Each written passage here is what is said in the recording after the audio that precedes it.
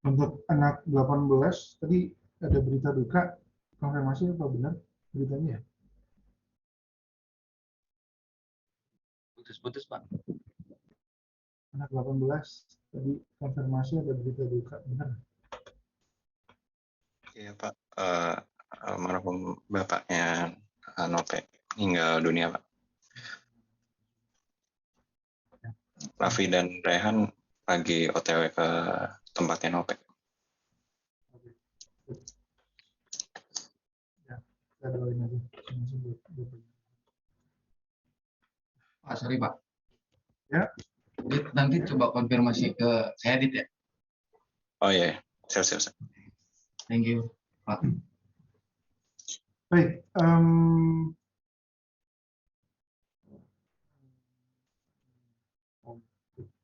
oke, kita mulai aja ya langsung ya kelasnya ya.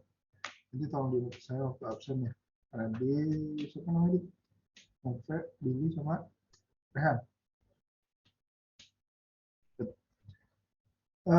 Baik, kita masuk di sesi 14, sesi terakhir. Jadi materi terakhir dari saya terkait Computer Ethics and Law, di mana ini lanjutan juga dari yang kemarin, dari minggu lalu, jadi paten 2.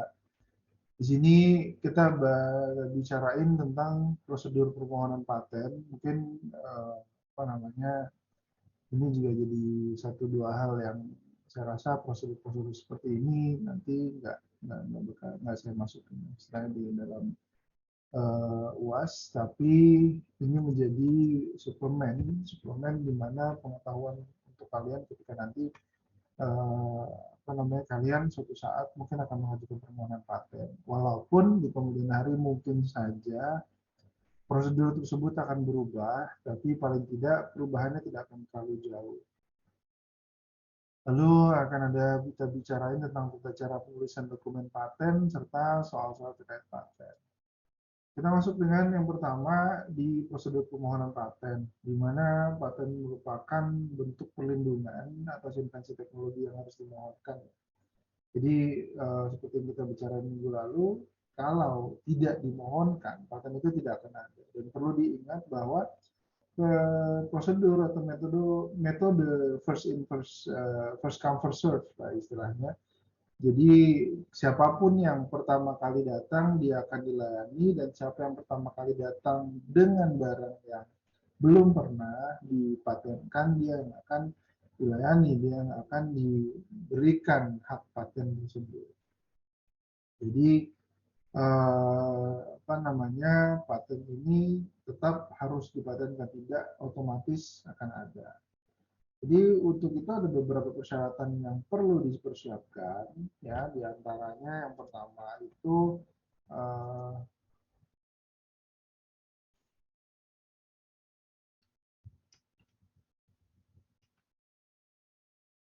yang pertama ada surat kuasa khusus ya. Jadi misalkan dia pemohon ini mau mendaftarkan invensinya melalui konsultan. Jadi wajib untuk pemohon yang dari luar negeri. Kemarin kita ada bicara permohonan seperti apa sedikit. Tapi kalau kita misalkan mau mendaftarkan paten kita di Indonesia, jadi gini, kenapa di sini disebutkan pemohon dari luar negeri? Yang pertama, kita pernah bicarain tentang konsultan HKI, ya, mereka yang ngurus-ngurus, bantu ngurus-ngurus dan segala macam. Kedua, ketika kita melakukan apa namanya, riset lah, istilahnya riset penemuan dan segala macamnya di luar negeri, dan kita mau mematenkan itu di luar negeri, itu ada pertimbangan biasanya. Jadi kalau misalkan penelitinya Indonesia dan segala macam, dia mahal bayarnya, itu seperti itu. Jadi ada aja kasus di mana orang peneliti Indonesia yang berada di luar negeri, dia mematenkan patennya itu di Indonesia dengan kewajiban pembayaran tahunan itu lebih murah. Dan tidak di Indonesia pun sudah terdaftar dalam anggota Konvensi Paris yang kemarin kita sempat bicarain. Jadi itu akan berlaku juga hak prioritasnya di negara-negara yang tergabung di dalam konvensi Paris tersebut. Jadi ada yang dibutuhkan di Indonesia. Lalu nanti untuk surat-suratnya kalau misalkan kita mengajukan sendiri, kita menemukan di Indonesia, terus mengajukan apa namanya pengajuan di Indonesia gimana Pak? Nanti kita akan bicarain di akhiran sesi. Lalu ada surat pengalihan hak dari inventor kepada pengelola HKI di instansinya jika inventor dalam hal ini bukan sebagai pemohon. Jadi misalkan surat pengalihan hak dari inventor kepada pengelola HKI. Jadi misal seperti ini. Inventor ini saya bekerja di dalam suatu dosen lah istilahnya ya, Bakri misalkan. Saya bekerja di Bakri, saya dosen, saya juga sebagai peneliti di Bakri. Saya menemukan satu hal dan haknya ini, HKI-nya ini mau saya kasih, tidak saya ambil karena beberapa hal lah istilahnya udah dibeli apa namanya biaya sama kampus misalkan dan lain sebagainya. Jadi ya, itu akan diberikan oleh kampus. Tapi instansi ini harus memiliki atau apa namanya saya ya dalam hal ini invensinya itu berkaitan dengan invensi sebelumnya. Dan saya melanjutkan ini di kampus dan kampus akan mengelola HKI-nya karena saya apa namanya memberikan hak tersebut ke kampus. Jadi ada dua hal. Yang pertama, saya benar-benar baru menemukan, terus saya berikan kepada kampus. Ya, itu kenapa? Saya berikan kepada kampus ini dalam artian saya sudah pernah mematenkan prosesnya. Ya.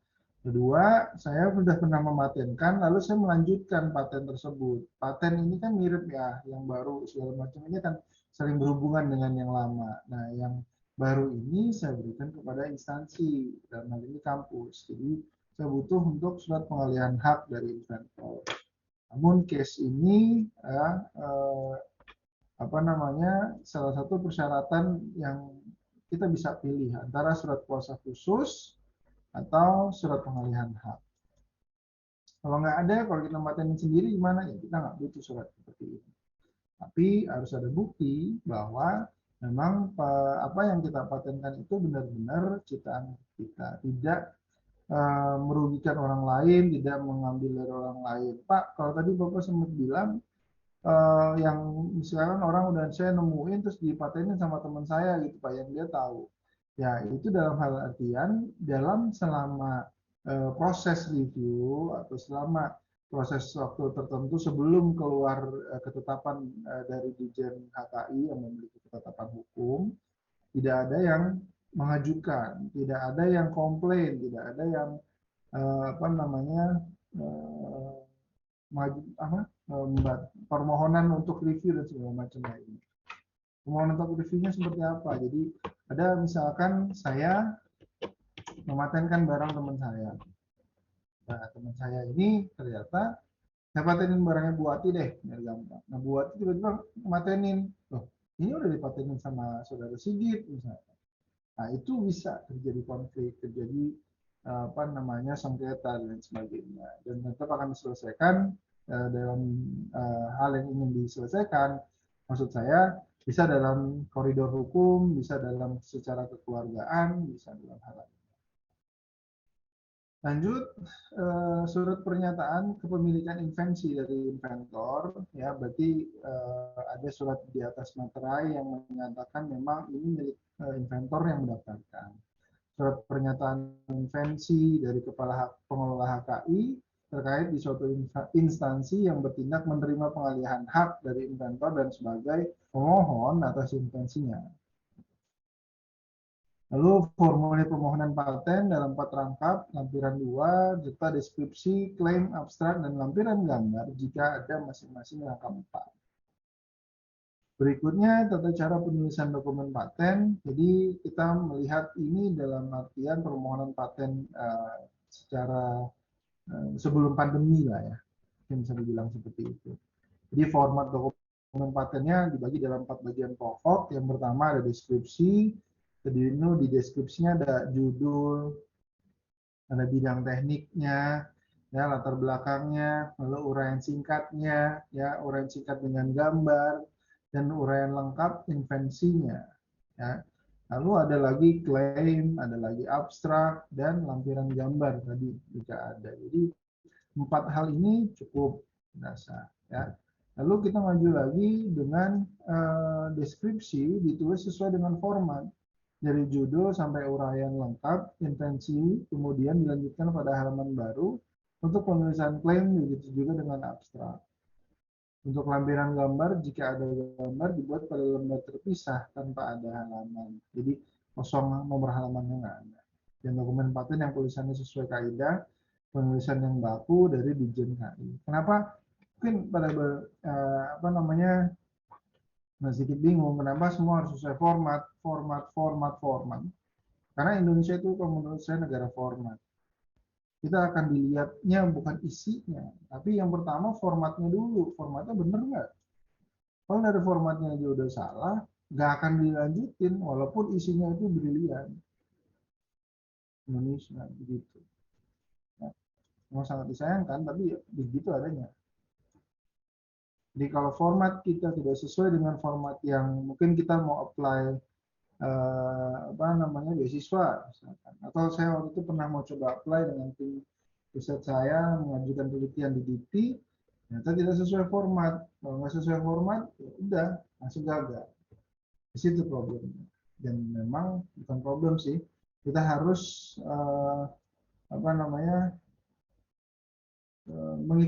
mengikuti apa yang ada di Indonesia, karena memang koridor hukumnya peraturannya seperti itu.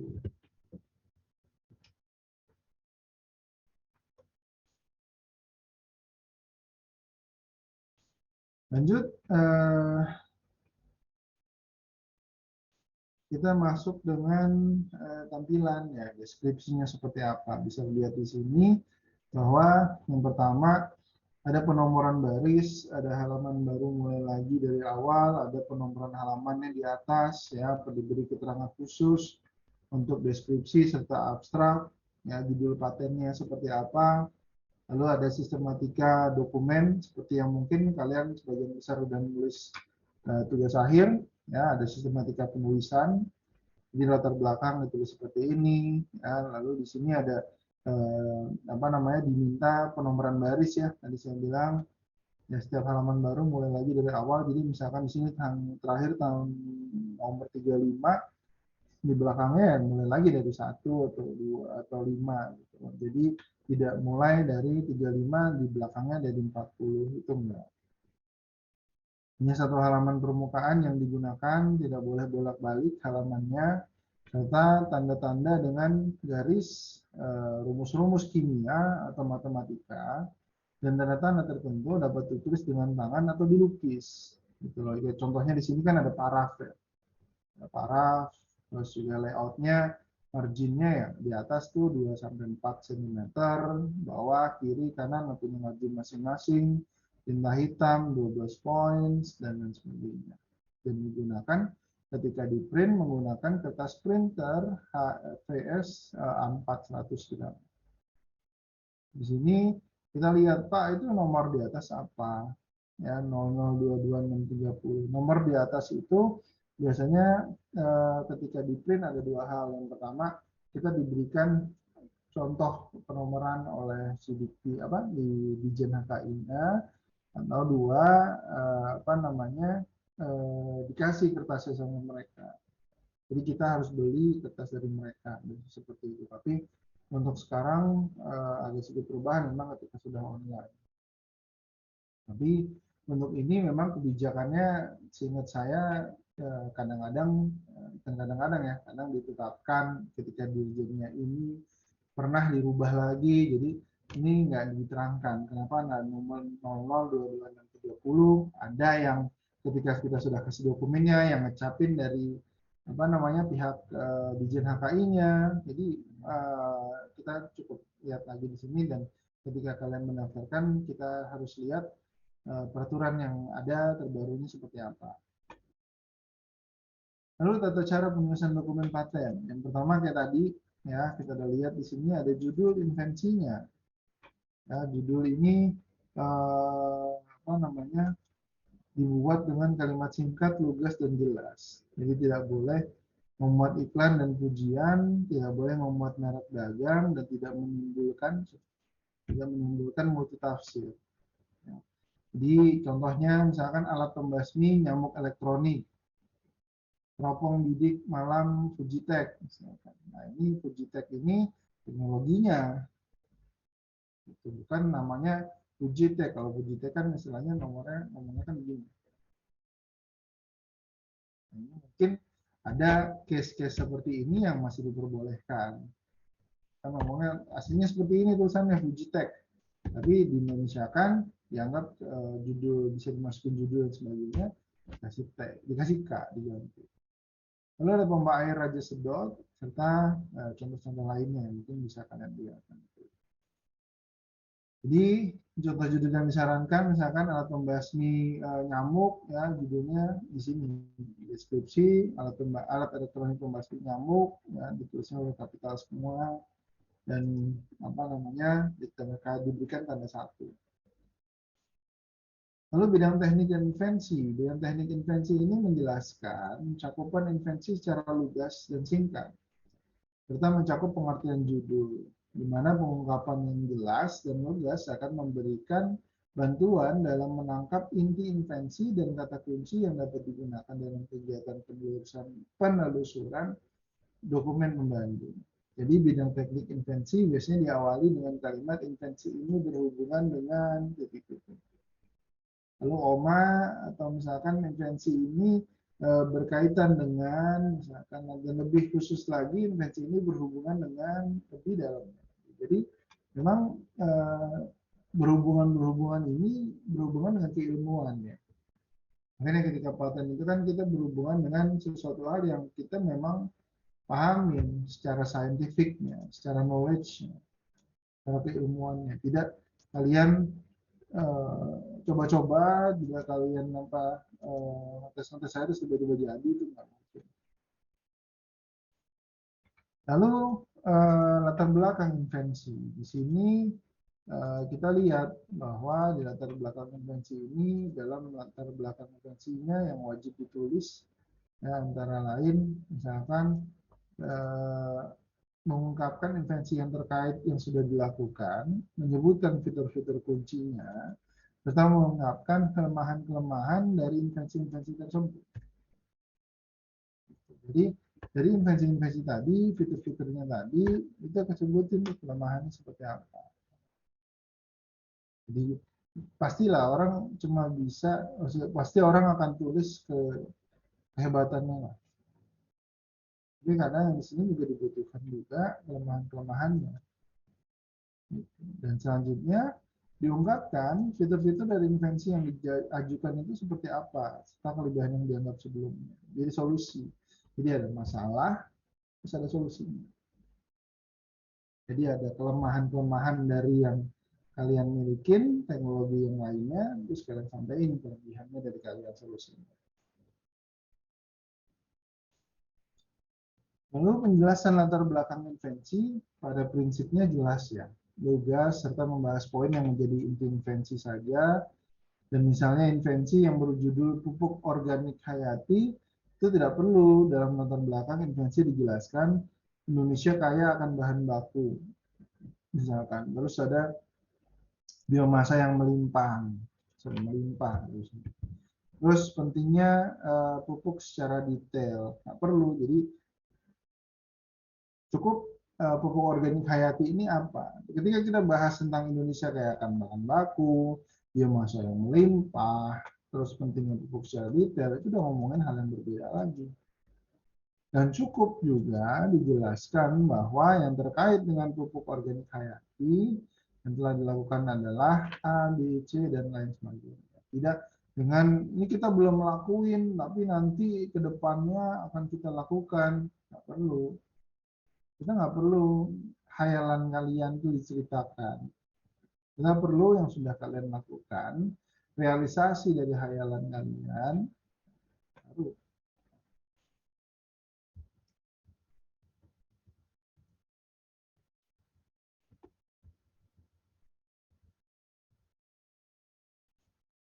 Lanjut,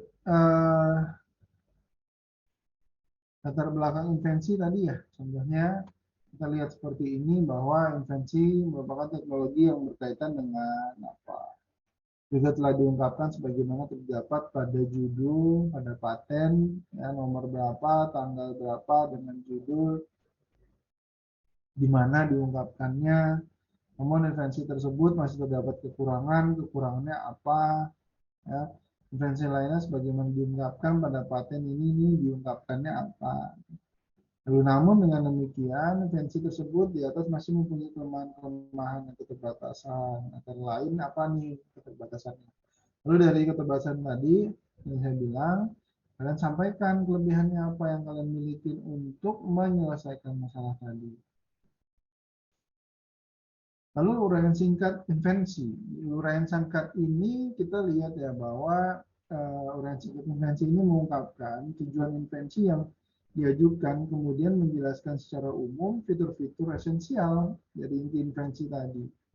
Bisa kalau misalkan copy paste dari klaim yang digabungkan menjadi satu kesatuan tanpa poin-poin penomoraan. Lalu paragraf ditutup dengan kalimat yang mengungkapkan kelebihan dari invensi yang diajukan. Berikut misalkan contohnya. Dia ada uraian singkat invensi, tujuan utamanya, ya, terus di mana suatu judul dari invensi itu dengan sesuai dengan invensi yang berikutnya. Lalu kita masuk dalam uraian gambar, uraian singkat gambar. Uraian gambarnya mau dibedakan dua ya. Yang pertama ada uraian gambar, yang pertama uraian singkat gambar, setelah yang kedua uraian gambar. Uraian singkat gambar, dia mengungkapkan secara singkat keterangan dari gambar-gambar, baik dari gambar yang pertama hingga gambar N. Jadi kenapa disebut dengan gambar N? Karena kita nggak tahu gambar itu akan ada berapa. Jadi fotonya, gambarnya seperti apa? Dia harus dari tampak atas, tampak depan, tampak samping, atau potongan-potongan yang mampu memperjelas, menjelaskan inti invensi yang dipatenkan. Dan uraian singkat gambar dapat juga memasukkan gambar dari prior art. Akan ditanyakan, Pak, apa namanya, prior art itu seperti apa sih, Pak? Di sini kita lihat bahwa prior art itu merupakan contohnya beberapa hal yang kita lihat dari rumus-rumus gitu misalkan. Kalau misalkan kita lihat, oh ini ISO 14.000, jadi di 14.000 atau 22.000 atau 22301 atau 27.000, di situ kalian tulis plan, do, check, act misalkan. Kalian merencanakan, kalian melakukan, kalian mengecek, membahas, serta beraksi lah, act tadi. Di sini contohnya misalkan prior art-nya kita mau tambahin tadi di dalam bulatan, ya, terus digambar-gambarin. Itu ada uraian singkatnya. Jadi mungkin kalau dalam artian tugas akhir kalian lihat kerangka penelitian kalian di bab 3. Itu menjelaskan tuh dari awal kalian start, kalian mulai identifikasi masalah, tujuan, terus macam-macam lainnya itu dijelaskan di sana. Dan uraian singkat gambar tadi, ya ada gambar 1, 2, 3, di mana gambar 1 itu menunjukkan pemandangan atau pandangan perspektif dari siapa.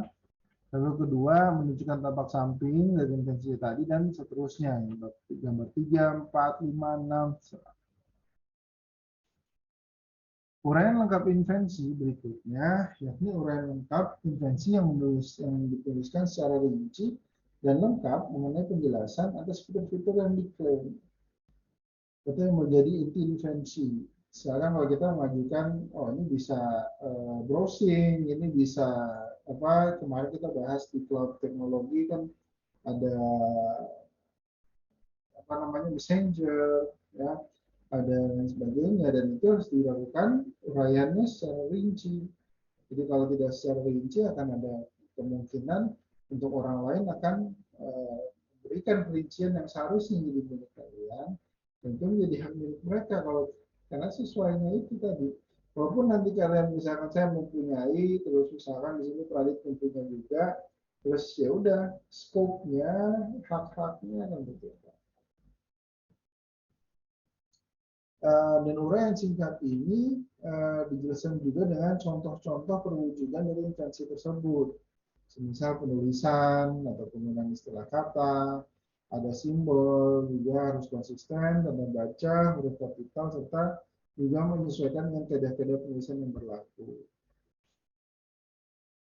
Dan penggunaan ukuran dan satuan mengacu pada sistem internasional. Jadi istilahnya rata kanannya sudah sama, rata kirinya sudah sama, terus after apa namanya bab itu ada subbab apa enggak, ketika ada subbab bagaimana tulisannya. Jadi memang apa namanya penggunaan ukuran, penggunaan istilah apa namanya tadi ukuran rata kanan dan segala macamnya tadi, jadi mengacu dengan sistem internasional.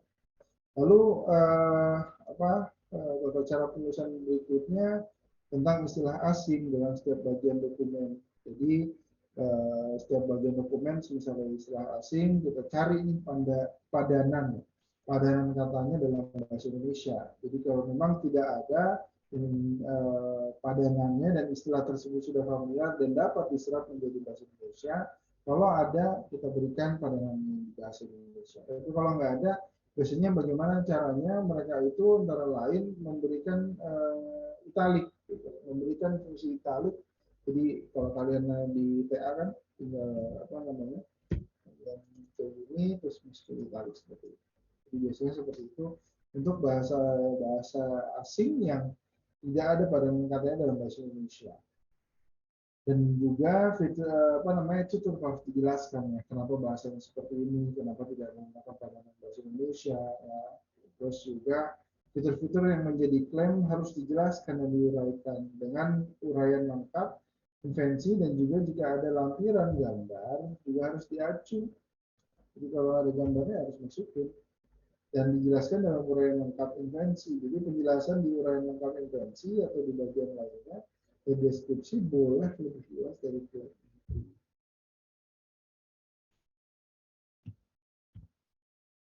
Contohnya seperti ini uraian lengkap invensi ini. Jadi kita ada rata kanan, rata kiri, rata atasnya, terus contoh perwujudannya, misalkan ada. Kalian bisa lihat di sini. Lalu klaim, di klaim ini bagian dari permohonan yang menggambarkan inti invensi yang dimintakan perlindungan hukum yang harus diuraikan secara jelas dan harus didukung oleh deskripsi. Jadi klaim mengungkapkan semua keistimewaan teknik yang terdapat dalam invensi dan unsur perlindungan hukum atas invensi yang diajukan, sehingga dalam penulisan klaim harus absolut, tegas, lugas, tidak multitafsir, ya, serta menggunakan bahasa yang lazim dalam bidang teknik dan bahasa ilmiah. Jadi kalau nggak lazim, misalkan dari kata sungai jadi kali, misalkan. Itu harus yang sesuai. Dan memang biasanya kita dibayar apa namanya konsultan HKI itu tadi, biasanya banyak yang mengambil shortcut seperti itu. Dan juga klaim merupakan nyawa dari suatu invensi yang dimohonkan paten yang dalam penulisannya memuat batasan atau cakupan yang dari suatu inti invensi.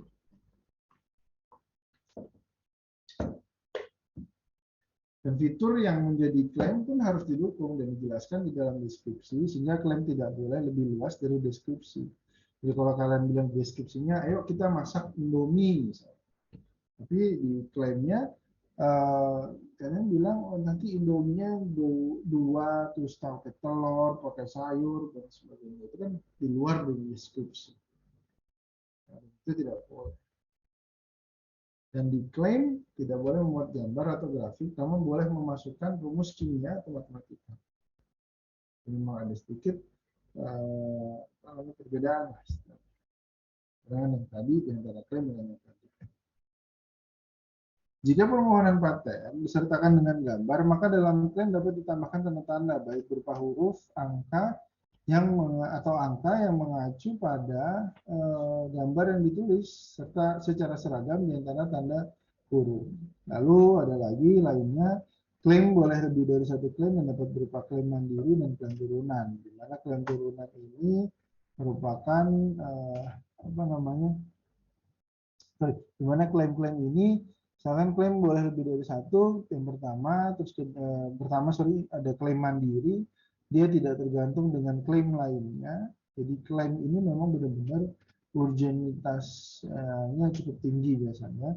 Lalu ada klaim turunan. Klaim turunan misalkan kalian bilang, Pak, ini apa namanya, kerannya bocor gitu misalkan. Ya, di keran bocor itu kan nanti ada klaim turunannya, Pak, ini keran bocor. Gara-gara keran bocor, buatnya jadi mampet, misalnya seperti itu. Jadi ada hal yang apa namanya dilihat seperti itu. Dan klaim turunan lainnya dalam hal ini pengajuannya ya, contoh lainnya kita bisa lihat dalam apa namanya kehidupan sehari-hari ya. Tadi misalkan kita mau menunjukkan paten, di awal ternyata udah ada yang maju duluan. Kita nggak tahu ya, itu salahnya kalian, kenapa nggak tahu, kenapa tidak dibagikan, kenapa itu dan seperti itu.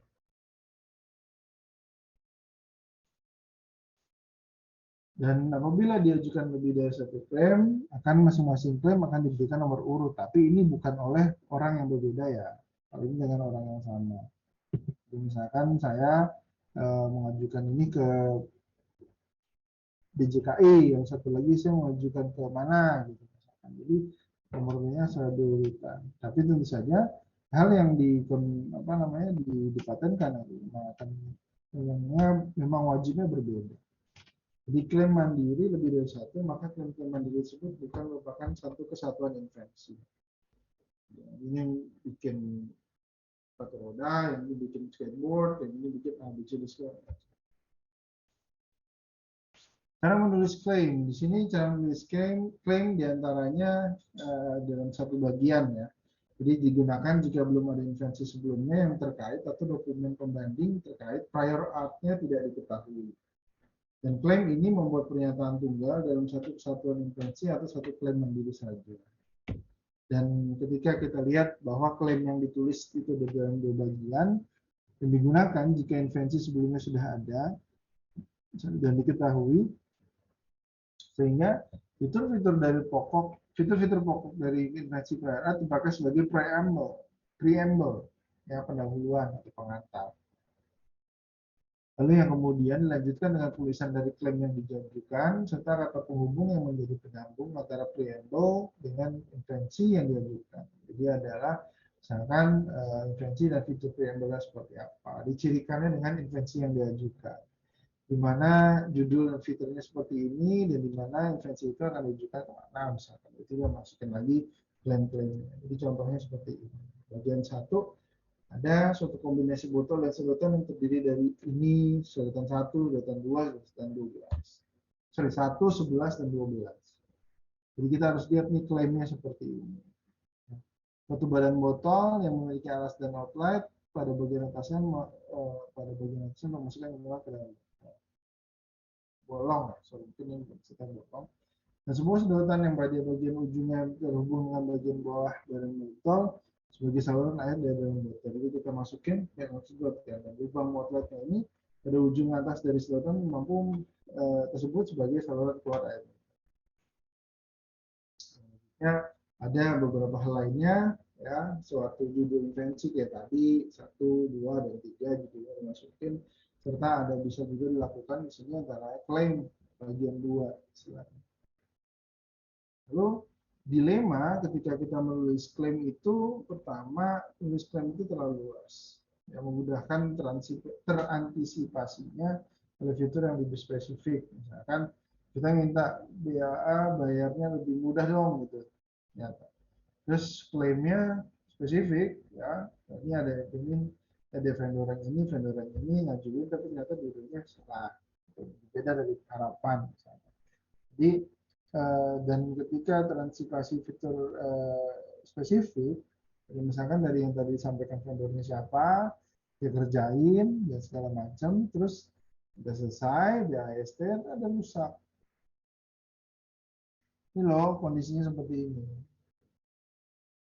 Dan memang ketika si vendor itu datang, mereka pasti akan bilang, ini berapa garansinya, 5 tahun, 2 tahun, seperti ini tadi.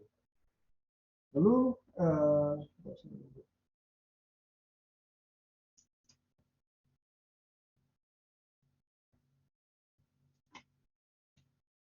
ketika kita melakukan hal sebaliknya, yakni menulis klaim terlalu sempit, terlalu detail, itu apa namanya, jadi sorry, terlalu sempit itu maksudnya lawanan dari detail ya, sesama. Saya butuh baksonya Bang Jono misalkan di Duren Sawit.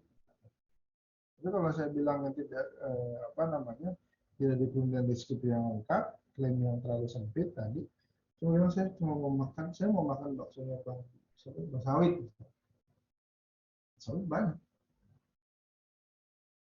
Kita menulis klaim namun tidak didukung secara kuat dan lengkap dalam deskripsi. Dan lagi, ketika menulis klaim tidak dapat diinginkan, tidak dapat tinggikan gitu.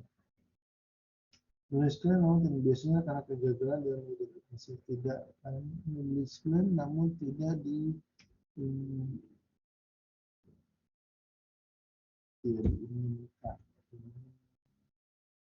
Jadi maksudnya ini adalah kita apa namanya klaimnya ini berdasarkan tadi sini saya nggak bisa nih, ini pada ke sini nggak bisa, padahal itu merupakan step awal untuk step berikutnya gitu, step yang paling jauh gitu. Iya, klaimnya itu dilema, maksudnya terus selanjutnya ketika misalnya kita bilang ini loh di bagian formulir pendaftaran SMK-nya salah nih. Kenapa ini begini? Kenapa begitu? Ternyata ketika kita ngajuin itu ada ketakutan. Jadi identifikasinya ternyata kita salah identifikasi. Wah, Anda salah. Ini udah kuat duluan. Dan itu beberapa hal menjadi satu dilema. Lalu menulis klaim adalah satu seni yang membutuhkan keakuratan mengidentifikasi invensi, imajinasi yang kuat, serta sebuah keterampilan yang membutuhkan jam terbang. Masuk dengan kemudian ada abstrak. Di sini bagian dari spesifikasi paten yang akan disertakan dalam lembaran pengumuman yang merupakan ringkasan uraian lengkap penemuan.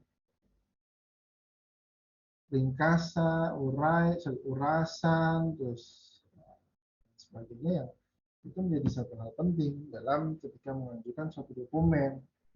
Makanya beberapa orang di kampus juga mengajukan konsultan untuk mereka menulis berita, menulis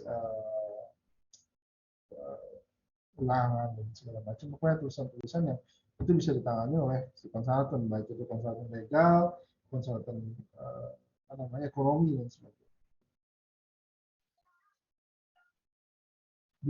Ditulis tidak lebih dari 200 kata yang dimulai dengan judul invensi sesuai dengan judul yang ada pada deskripsi.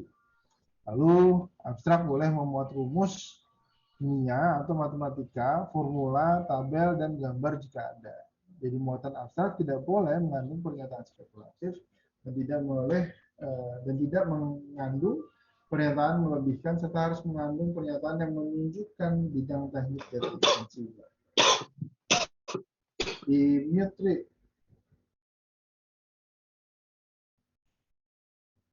Lalu terakhir yang tadi saya bilang di atas jika ada, yakni gambar-gambar, lampiran gambar. Jadi ini adalah gambar teknik ya dari invensi yang menggambarkan secara jelas bagian-bagian dari invensi yang dimintakan perlindungan patennya. Dan sangat efisien dan efektif dalam memberikan informasi. Jadi misalkan ada satu lampiran, gambar ini untuk lampiran detailnya A, misalkan ini untuk detail B, atau misalkan satu gambar ini untuk detailnya A, B, C, misalkan. Jadi itu lebih efisien dan efektif. Misalkan seperti itu lampirannya. Dan gambar dapat dianalogikan sebagai peta. Serta penjelasan informasi lebih terfokus atau terarah. Jadi memang penyampaian itu kadang kita akan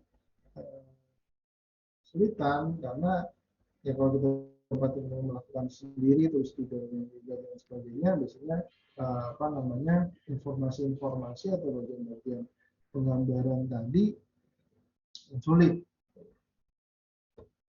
Lalu gambarlah bagian pokok invensi yang diklaim, yang tidak diklaim tidak perlu digambar. Jadi misalkan kita mengklaim ada sistem penggerak mobil listrik baru nih ya di Toyota gitu. Misalkan kita bikin di roda, rem, jangka bodi, mesin dan lampu itu tidak perlu digambar. Yang penting desain eksterior, interiornya seperti apa, komen seperti ini. Dan gambar berupa gambar teknik tanpa skala, hanya tanda yang berupa huruf atau angka yang dia cantumkan. Jadi memang skalanya ya kecil-kecil gitu. Dan ketika barang yang ditemukan kecil kan it's no problem gitu. Tapi ketika yang ditemukan yang besar dan sebagainya, foto dan sebagainya. Ini ringkasan dari prosedur permohonan paten ya. Prosedur permohonan paten, kita lihat ada paten dan invensi teknologi, ya, di mana dia merupakan ketika paten itu dia merupakan objek paten, ya, ketika invensi teknologi itu dia akan menjadi syarat paten.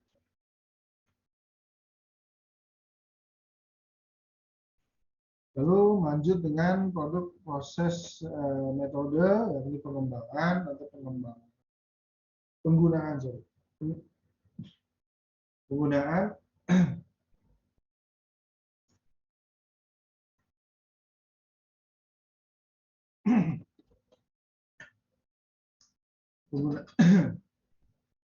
penggunaan atau pengembangan dari ketiga hal tersebut, ya, misalnya dari paten, lalu baru langkah inventif, yakni industrial applicable. Berarti ini bisa kita lihat nanti, atau kalian bisa lihat sendiri. Ya, untuk proses berikutnya, dia masuk ke proses pendaftaran. Jadi paten ini kita harus siapin apa, metode barunya, sederhana dan sebagainya.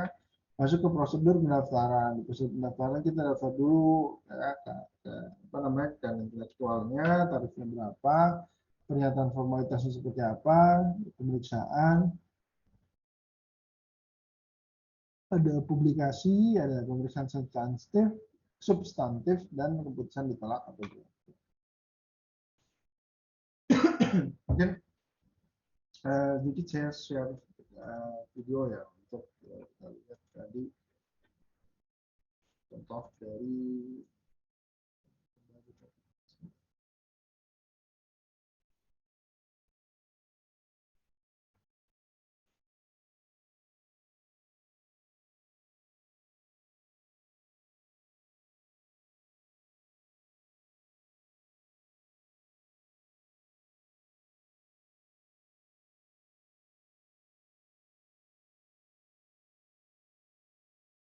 Maaf, videonya nggak ada suaranya, Pak.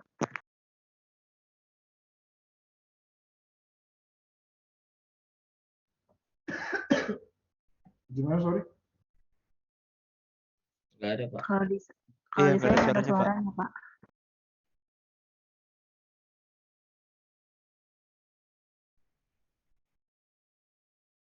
Sorry.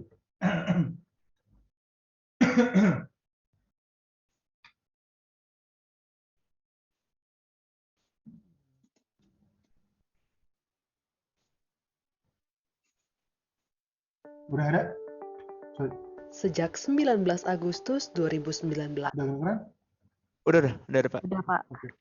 Udah, Pak. seluruh proses penerimaan permohonan kekayaan intelektual termasuk paten sudah dilakukan secara online melalui sistem aplikasi bernama iProline. Untuk dapat mengajukan permohonan paten dalam aplikasi ini, calon pemohon harus membuat akun terlebih dahulu. Berikut ini adalah cara membuat akun iProline dan langkah-langkah dalam membuat permohonan paten. Lakukan registrasi akun paten online dengan masuk ke laman web paten.tgip.go.id lalu klik daftar. Isi seluruh data dengan benar.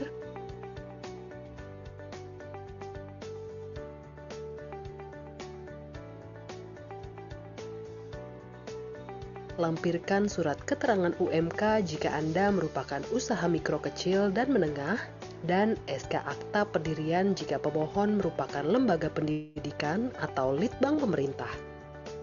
cek email verifikasi akun paten online pada kotak masuk email Anda, kemudian klik aktivasi akun. Setelah melakukan verifikasi email, maka Anda telah bisa melakukan login pada aplikasi paten.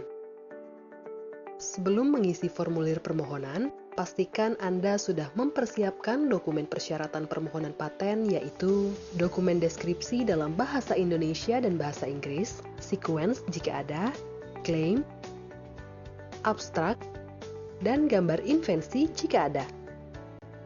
Unggah dokumen deskripsi dan sequence jika ada melalui menu File Management, kemudian klik Choose File, pilih file yang telah Anda siapkan, kemudian klik Start Upload. Pastikan dokumen Anda telah terunggah dengan baik.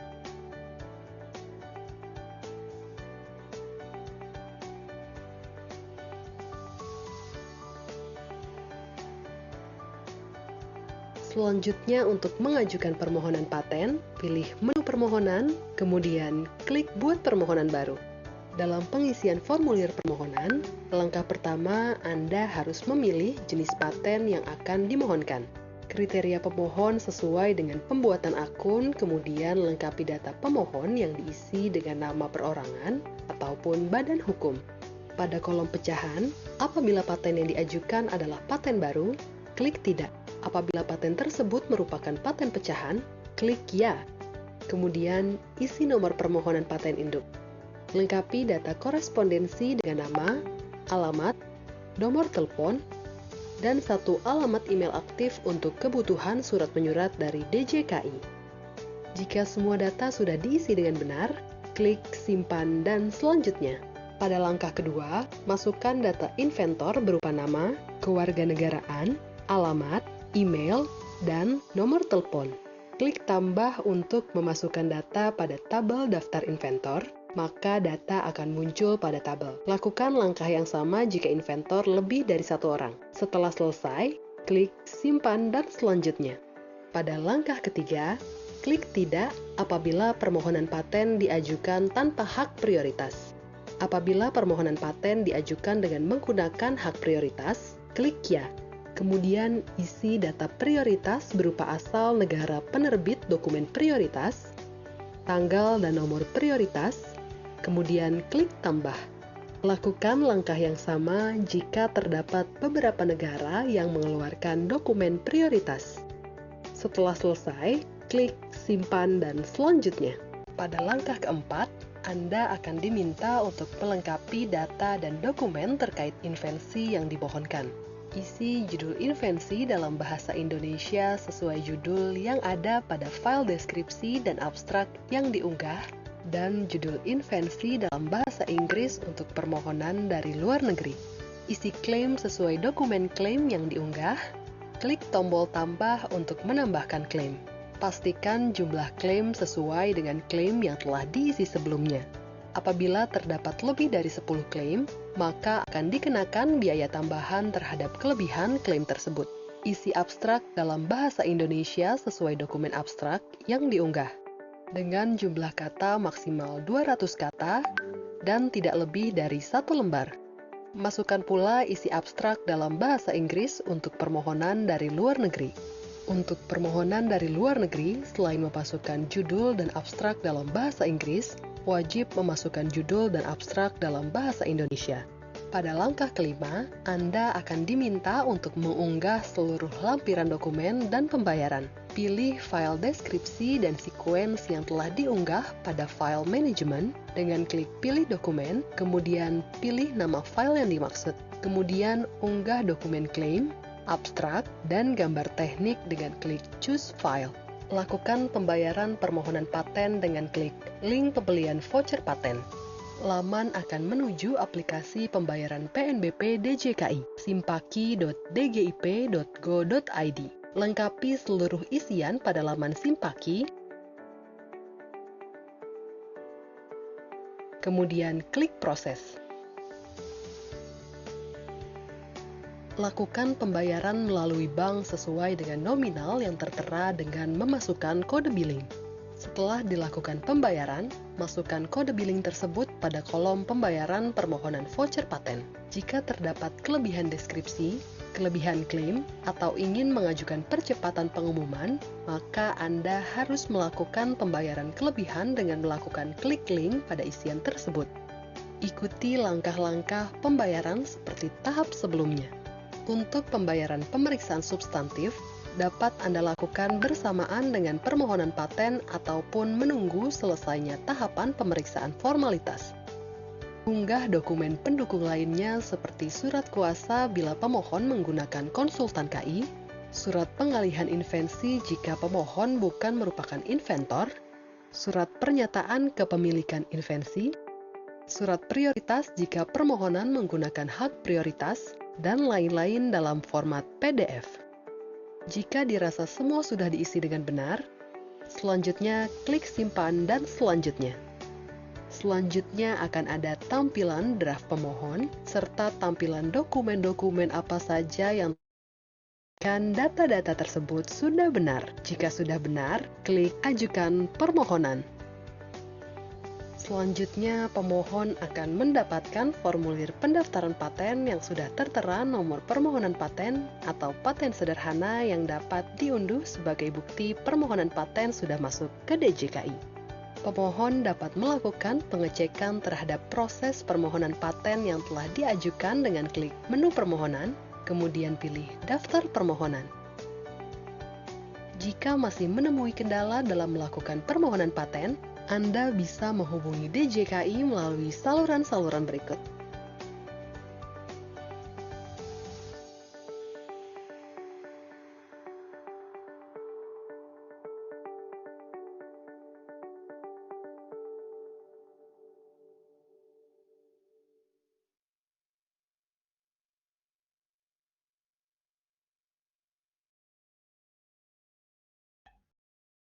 Baik, ya tadi kita lihat ya prosedur pendaftaran paten baru, ya, di mana panduan-panduan yang tadi sudah menyesuaikan dengan proses-proses yang baru yang memang pada saat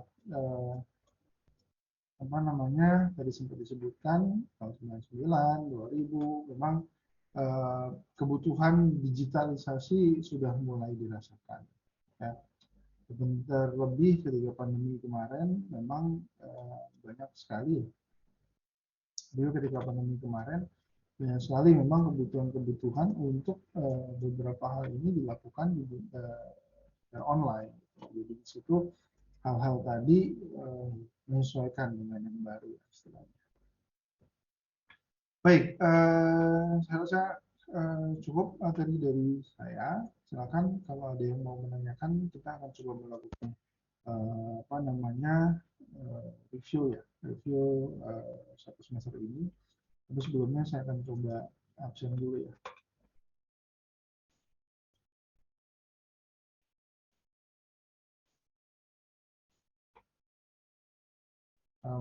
Adel, ya. Hadir, Pak. Udah, Hadir, Pak. Agung Darmawan, Ya Pak, hadir Pak. Reksa, Reksa hadir, Pak. Andika,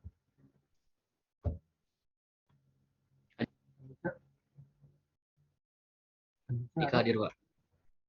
Heran, Hadir, Pak. Putri, Hadir, Pak. Cikal, Hadir, Pak. Dava, ada? Tos, Hadir, Pak. Jalan, Jalan hadir, Pak. Baca, Hadir, Pak.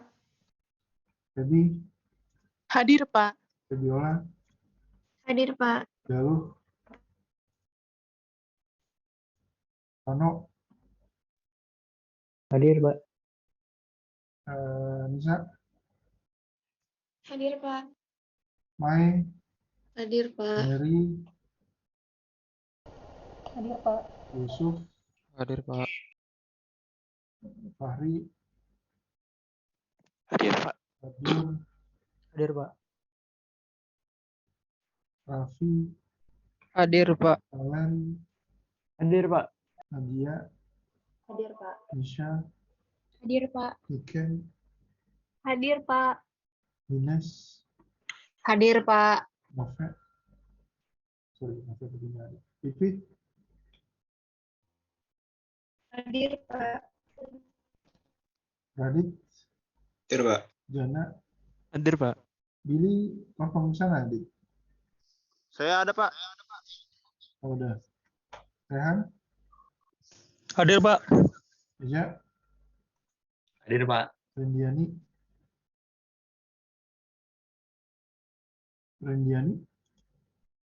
nggak ada. Ipin, Hadir, Pak. Ibra, Hadir, Pak. Sigit, Hadir, Pak. Firly, nggak ada.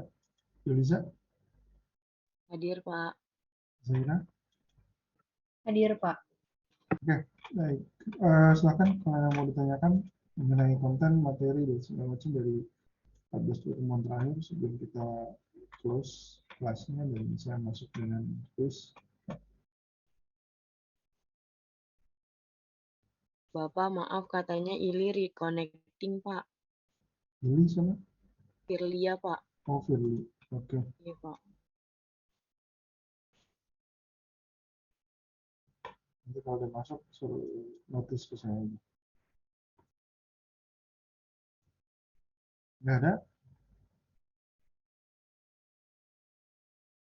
Bapak, maaf baru hadir, Pak. Ya, oke. Oke, kalau nggak ada, sebelum saya tutup kelasnya, saya akan memberikan satu quiz ya, satu quiz terakhir. Dan sebagai informasi dulu, yakni kita kelaskan setiap hari Selasa. Jadi berhubung tanggal 28 itu masih reading day seharusnya, jadi kita akan UAS di tanggal 5 Juli. 5 Juli hari Selasa jam 18.35 sampai 21.05. Terus nanti gimana pengerjaannya? Pengerjaan sama seperti biasa, kalian akan mengumpulin jawaban kalian melalui Google Classroom dan nanti soal akan saya berikan lewat grup WhatsApp biasanya. Jadi biar yang lain lagi dimanapun segala macam nggak ada alasan, belum buka, belum lihat dan segala macam. Kedua, format pengumpulannya masih sama seperti UTS kemarin, jadi pakai PDF. Terus UAS underscore NIM kalian underscore nama lengkap dan nanti jawabannya dituliskan di sana langsung dan kalian aja seperti biasa. Untuk format-format lainnya saya rasa tidak ada dan tinggal nanti pada pelaksanaannya tolong juga misalkan in case ya, saya kadang-kadang jam-jam segitu takutnya internet saya bermasalah dan sebagainya, tolong nanti di notice aja di misalkan kita udah telat 5 menit atau 10 menit saya belum berikan soal dan sebagainya, tolong saya di notice juga kan sempat kejadian sekali 2 kali, jadi saya takut itu akan kejadian lagi. Terus nilai akan saya keluarkan di biasanya jangka waktu sampai 7 hari atau 14 hari setelah UAS schedule UAS selesai. Schedule UAS ini bukan dari tanggal 5-nya itu tadi, tapi hari terakhir UAS kalau nggak salah kan seminggu depannya atau sampai hari Sabtu atau hari Minggunya. Jadi biasanya 7 hari setelah itu. Paling nggak saya akan usahakan dalam waktu 1 minggu sudah saya keluarkan nilainya. Jadi nanti untuk yang misalkan dapat nilai yang kurang memuaskan, harus ngulang, harus perbaikan dan segala macam, ya, perlu dipersiapkan aja nanti tahun depan. Untuk yang misalkan dapat mepet, udah mau TA, udah mau sidang segala macam, ya dipersiapkan dengan baik sehingga UAS-nya nanti bisa nolong nilai kalian yang kemarin pas UTS mungkin kurang bagus dan sebagainya. Untuk materinya yang kalian mungkin ada bertanya Pak, materinya dari apa? Dari pertemuan 8.14 mungkin enggak. Seperti biasa saya akan kasih soal-soal dari materi 1 sampai 14. Makanya tadi saya tanyakan review learning-nya dari materi 1 sampai materi ke-14. Gitu. Jadi kalau misalkan bingung sebagainya ya itu biasanya saya memberikan seperti itu. Ada saya cukup, mungkin ada yang mau ditanyain, silakan.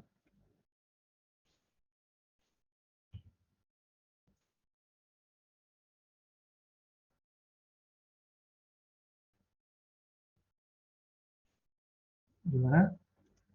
Ada? Oke, setelah ada.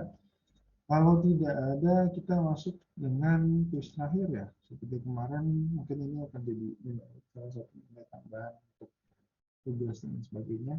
Jadi sama mungkin yang kemarin sempat di kelas cloud computing saya, mungkin jadi ya udah tahu persis kan kuisnya seperti apa. Cuman bedanya sekarang saya minta kalian mengerjakan kalian tulis dalam file Word 5 halaman, katanya berapa, ya kalian bisa hitung sendiri nanti berapa saya akan lihat. Saya tidak menentukan berapa kata yang harus ditulis minimalnya. Tapi di sini saya minta kalian bikin penjelasan pemahaman kalian sendiri. Jangan contek, jangan dari buku, jangan yang apa namanya misalkan kalian tulis tuh pemahaman dari ini misalkan apa namanya dari gambar, dari uraian yang di kelas, terus kalian tulis ini pakai bullet point seperti ini gitu loh. Terus dikasih spasi yang banyak dan segala macam, jangan. Itu malah kurang nilai. Jadi tulis apa aja pemahaman kalian bab 1, 2, 3, sesi 1, 2, 3, 4, 5, 6, sampai 14 seperti apa. Tulis dalam minimal 5 halaman. 5 halaman words yang kalian mau pahamin. Jadi jangan coba-coba untuk copy paste dan segala macam. Bentuknya seperti apa? Bentuknya sama seperti yang UAS tadi, ya, pakai PDF, formatnya quiz 3 nim underscore nama lengkap kalian. Font stylenya Times New Roman, font size-nya 10, kata apa namanya page setup-nya atas bawah kanan itu 3 dan kirinya 4. Dan saya tunggu sampai jam 11 malam seperti kemarin. Jam 11 malam. Nah, ada yang bertanya? Mungkin bisa di screenshot dulu atau gimana, terserah kalian. Saya akan habis juga sih sekarang di apa namanya di Google Classroom, kan saya hapus.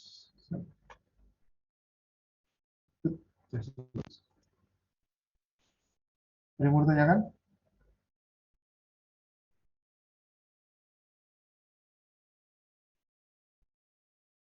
Gak ada? Oke, good. Sebelum kasih tutup, saya mau bilang, saya mohon maaf atas kalau ada salah-salah kata selama 1 semester kemarin sama 14 pertemuan ini. Dan good luck nanti buat UASnya. Ya, terima kasih semua. Selamat malam. Semoga nggak ketemu lagi di kelas ini. Sama saya. Ya, assalamualaikum warahmatullahi wabarakatuh. Waalaikumsalam. Makasih Pak. Makasih banyak. Pak. Makasih Pak.